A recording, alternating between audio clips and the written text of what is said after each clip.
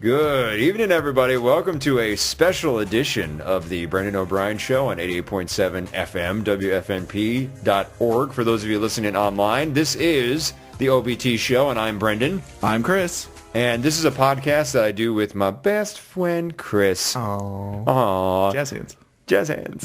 You can find us on youtube.com/The OBT Show.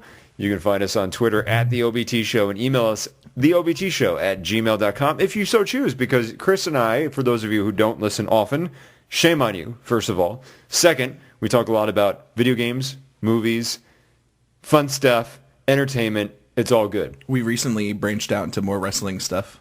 We branched out because I have said it on air publicly, and I've said it to you privately. I do love the WWE. And one of the big things that's happening is that CM Punk has actually has not been involved with the company. That may change tonight. This is going to be a little bit dated, so if you're hearing this, this is already in the past. So it's like a time capsule.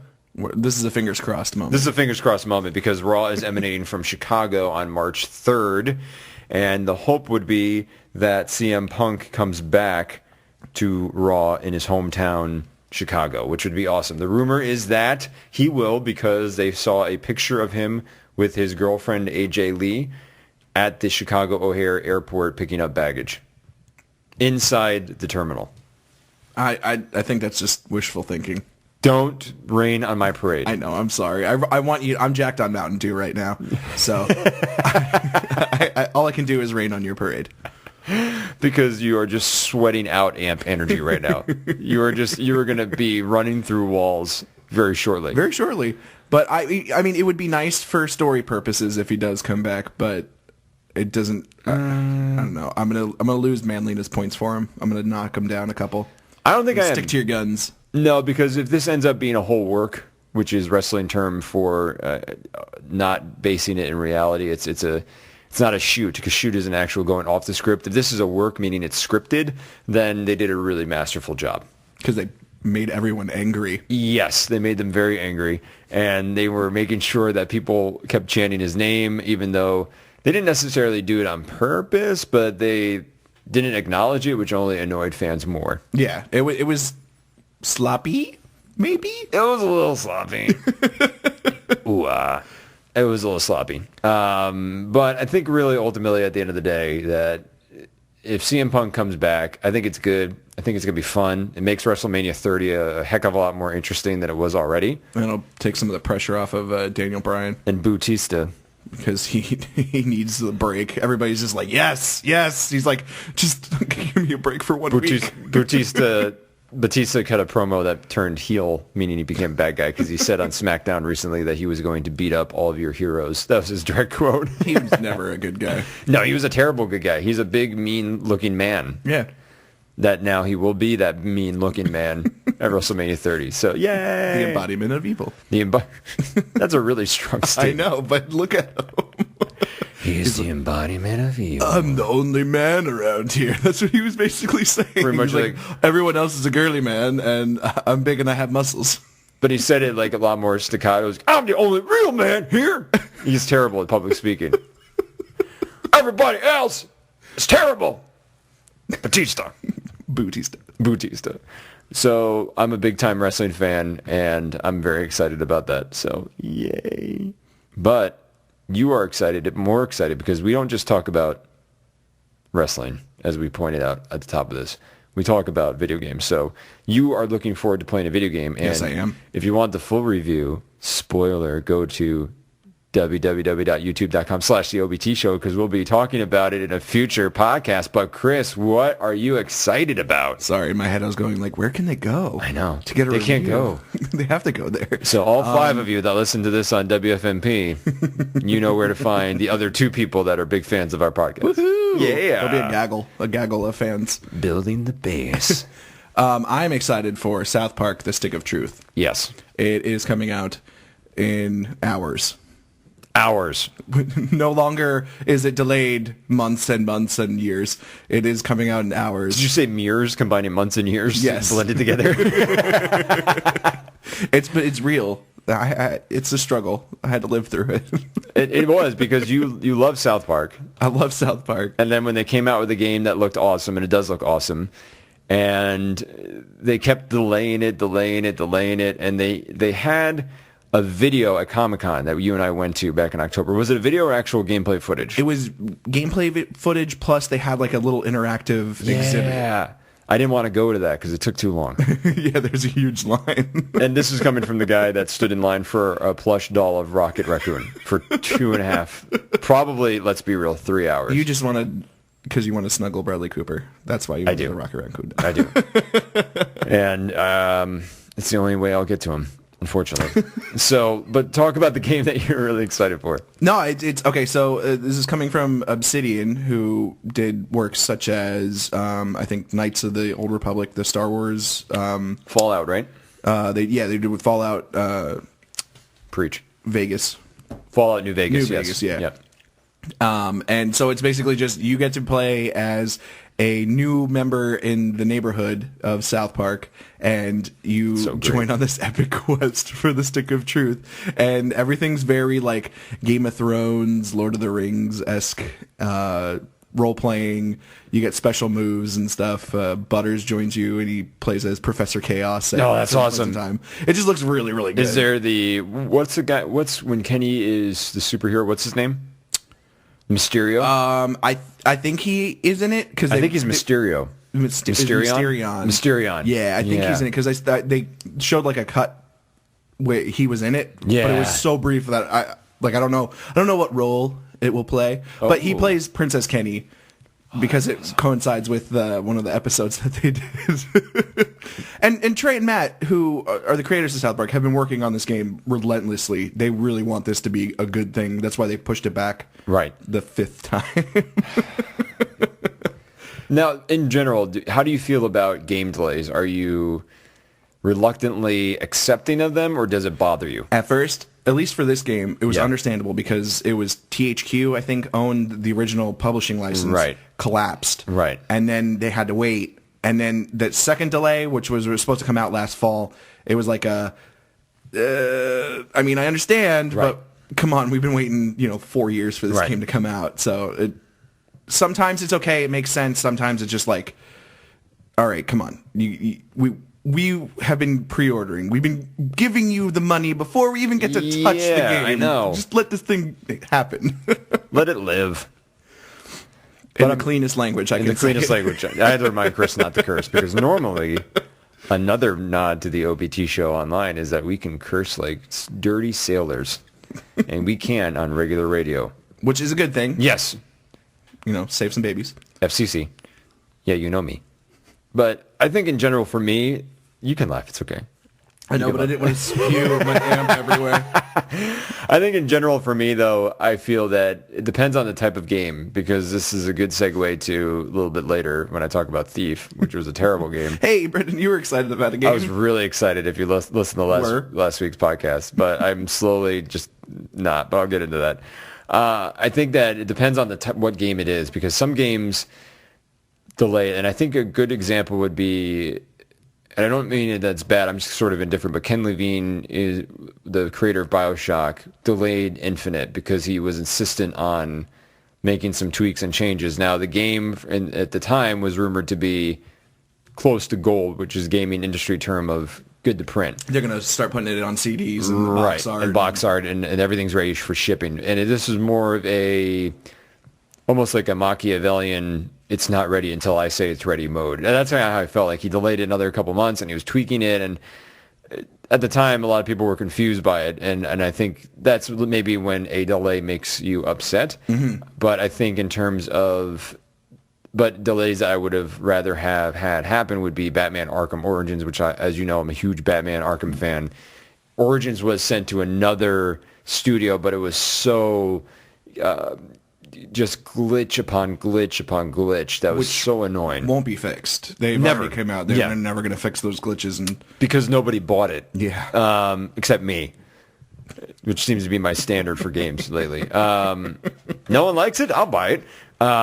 Full price too, sir. And although the new DLC looks good, it does. A little origin for The Freeze baddie. for Mr. Freeze, Mr. Freeze. which is supposed everybody freeze. Not that Freeze. Nice to meet you, Batman. Batman and Robin. His IQ is much more intelligent sounding in this. It's about to get cold.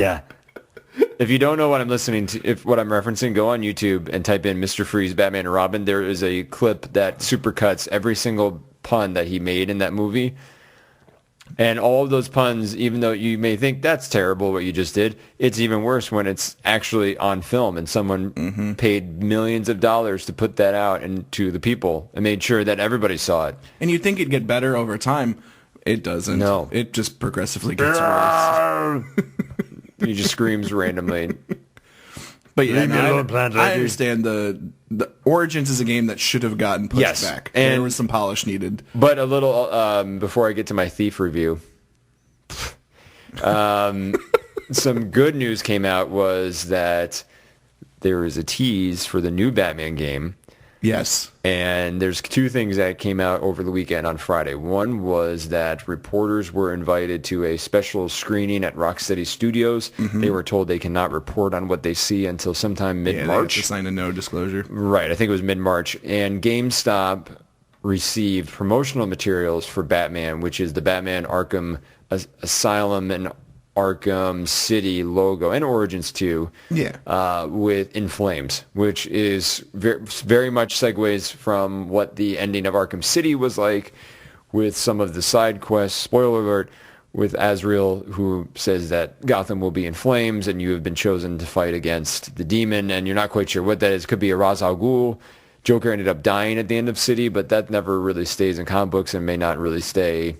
Who knows? I don't know. I don't know if they'll do it just because Mark Hamill said he doesn't want to touch Joker again. And I mean, come on, he is voice of Joker. But they did the guy who did Joker in Origins was pretty good. I mean, they'll let him smoke like 2 packs of cigarettes before recording Yeah. every day. Maybe he'll get it right for an older Joker. Maybe. You know, Maybe. I don't know. I saw online today that they posted a picture of Hush. And was Oh, like, really? remember this guy? Because he had a little cameo in Oh yeah, he might show up too. Yeah, City or Arkham City. Yeah. So supposedly he might be one of the big villains in the next game. At this point, it's all like people are making rumors, and it's going to get worse Oh, yeah. And until something official comes out. And there was even an article that referenced a Batman villain from the 80s, like Brother Voodoo Blood. I was like, what? Why would they even, like, they have so many people that are That's still my alive. favorite villain. That's of all of the villains. You have the action figure, the cloth tapestry. I will be him for Halloween this year. Brother Voodoo Blood. Chris Thurston is Brother Voodoo Blood. But I think, there's a lot of rumor and speculation. Black Mask is still out there in the Arkham world. You did successfully Batman is terrible in this game, because when you think about who did he really capture, he killed Joker when he never kills. He only captured the Riddler because he threw him in a room that contained him and forced him to walk around. If you play through all the Riddler challenges, Catwoman's still out there. Two-Face, Jervis Tetch, he left crying, which again is not really a cool Batman thing. But the premise of the post Arkham City DLC that they had, which was Harley Quinn's revenge, is that the premise was that the Gotham police ran through the city area and took everybody in that they could find, and that the only person that was still holed up was Harley. So, and you capture her at the end. So you're like, maybe. But we'll see. With all that said, not to bog down with references to previous games, but I'm probably doing it subconsciously because I'm disappointed in a current game I own. There's some anger brewing. It's not. This is what it is. The game's called Thief. Thief was one of my favorite games when I was a kid in 1997, 98 when it came out. Was that Eidos? Eidos. Yeah, same company that made Tomb Raider made this awesome game Thief, where you played in medieval times and you had arrows and you had a blackjack and you had to sneak around. It wasn't recommended that you fight people because it was very hard to get to survive a fight, A.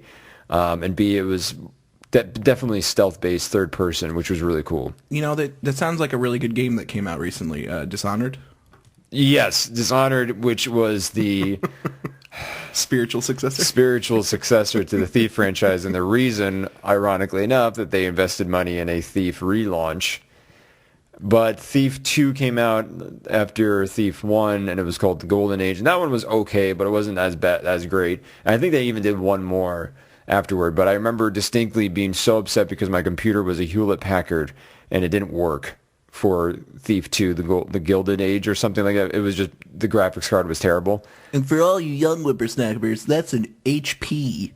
Yeah, I know. Hewlett-Packard HP. It was like it was whatever was the next step beyond a word processor. That's what I owned that first time around. So it wasn't like it was super powerful to begin with. So it made me sad. It was running Windows 3.1. It was DOS Matrix, whatever that means. So I love Thief, and I was so excited about hearing about a Thief remake, and then I ignored all the warning signs, which were nobody was able to really play a demo, per se. They were shown footage. No one really actually played it, and then early reviews came in that gave it like a 5 or a 6 out of 10. And suffice to say, it's not a terrible game, but I'll put it to you this way. It feels and plays like a game made in 1998, not a game made in 2014. That's unfortunate. So it's a little boring because there's almost not enough going on. And to give you an idea, I'm in chapter 1 still, and I'm supposed to be looting a jewelry store. And first of all, the controller is clunky because I have a PlayStation 3, so you have to hit L2 to climb things, which is really like those trigger buttons are the worst buttons I've ever. Yes, but that should have been an L1 or an R1 or a circle or an X, because that makes more sense too. And the guards are stupid, and they're just inept. Like, I can fall from scaffolding and no one hears me. But if I don't click the right lock, because there's a lockpick mechanism where it is circles and you have to just rotate the L, which is really just dumb. You have to rotate the left pad until you feel vibration, then you just hit R1 and that's it. But if you miss, it makes a noise, and then that woke up a sleeping guard and they killed me. You know what? I think if I never ever play this game, which I will never. You will never play this game. I am enjoying you trying to like pick and choose your words about your. I know, because normally because there's some anger hiding behind you. It is. It's just disappointing on so many levels. It's very dumb. Yeah, it's dumb. And I just feel like if they had waited, maybe. And I don't know, because when you look at what they built, I'm like, this is probably the best they can do. Yeah. And visually, it is very good looking. Like, it's a nice looking. They did a lot. They did detail. The story is a little confusing, and Thief was always confusing too, because it mixed mysticism with thieving. Mm-hmm. That was sort of the plot twist in '98, the original Thief, where you're stealing stuff, but then you end up stealing a cult leader's stuff, and then they're marked target for you, so you have to infiltrate them and then steal their orb. But the last villain is like a minotaur that you can't kill. It just gets really confusing. Yeah, it gets deep. It gets deep when you're like, I just want to steal stuff. So the stealing mechanism, that's kind of fun. You get to look around and root. But I really doubt that a sleeping guard is only going to awake when I happen to misplace the lockpick. I feel like this is why game testers are an important thing, because I feel like at least a room of 5 game testers playing this would have been like, you guys got a lot of stuff to work on. Yeah. Even if it's like pre-alpha way back. Yeah. And to get that far and to still be not that polished and good. And it doesn't make any sense. I'm going to finish it. It's going to be one of those where I don't know when I'm going to finish it. The struggle is real, folks. The struggle is real. It'll be a rainy day in the summer maybe, or a summertime day when it's like 95 and it's too hot to go outside. I feel like that's when I'm going to be popping in and saying, let's go, Thief. Otherwise,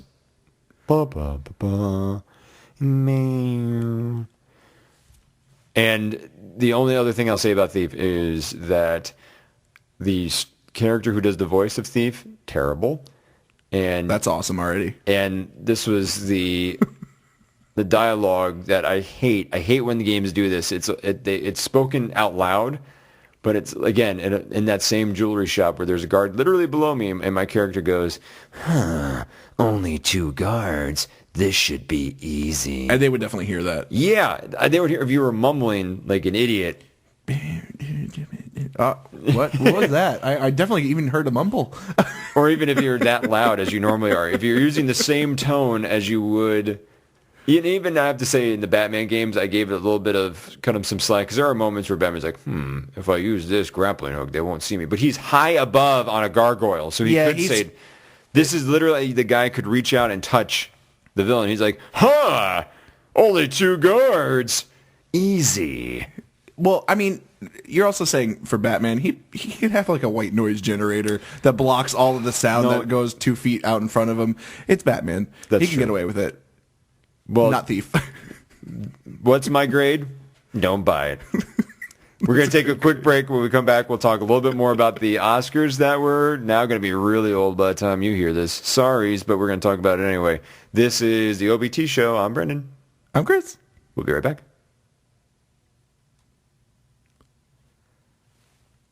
Welcome back to the Brendan O'Brien Special Edition on WFNP 88.7 FM, WFNP.org. I'm here again with my friend. Oh, I'm your friend now? You were always my friend. Oh, okay, good. My name's Chris. You were always my friend. Oh, you know what that face makes me feel? What? Sad. Sad like?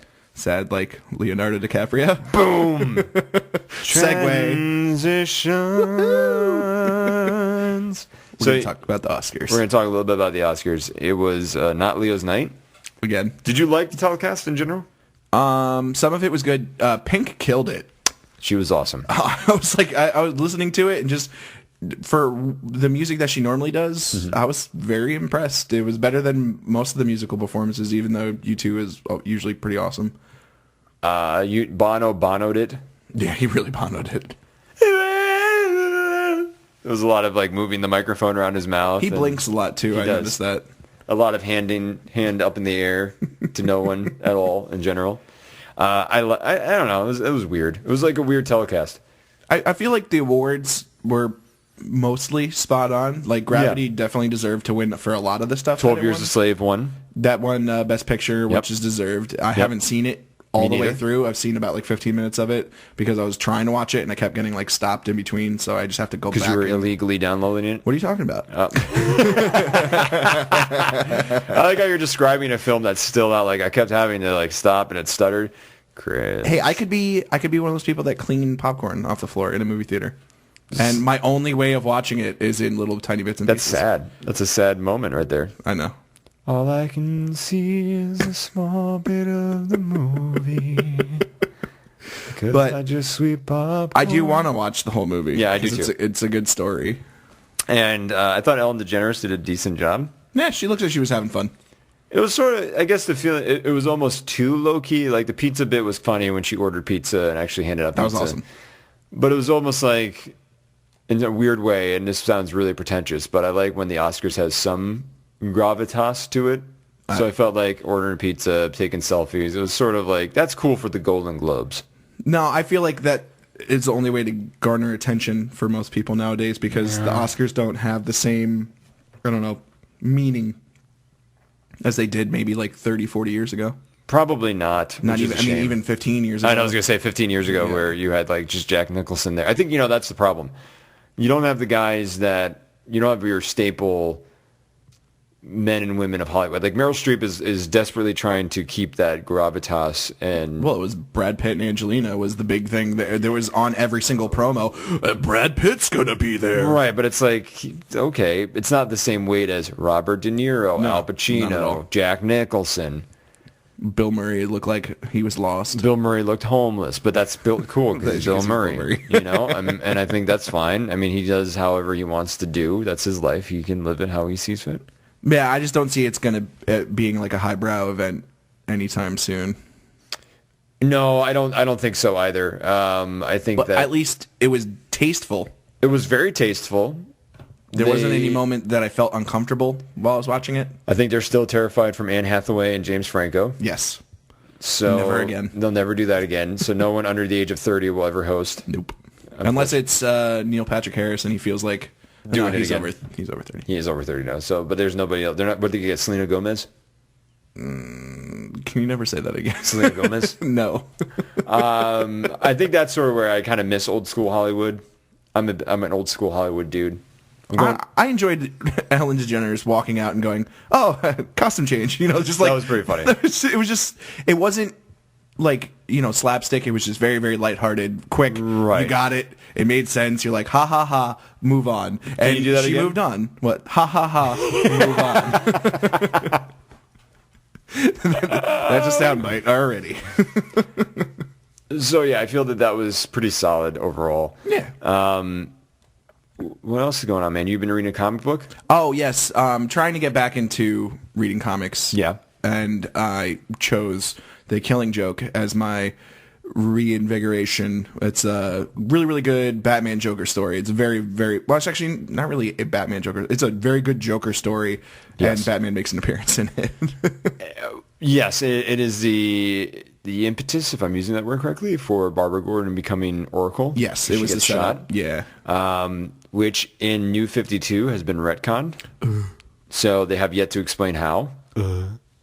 I feel the same. Retcon is a technical term for when comic creators decide that, nope, this didn't happen, and then they redo something. Usually it's a earth-shattering, dimension-shattering event, which is what the New 52, how that came about, Flashpoint. So, yeah, about that. How do we feel about retcons? Bum, bum. Yeah, exactly. No. 9 out of 10 retcons are never really favorable. Well, I think it's hard because the nature of comic books are always going to be difficult because nobody dies. Yeah. And nobody passes on the mantle, which they set themselves up in a perpetual loop. So you always have to do these things that change the status quo. Well, I mean, most of the New 52 retcons are okay.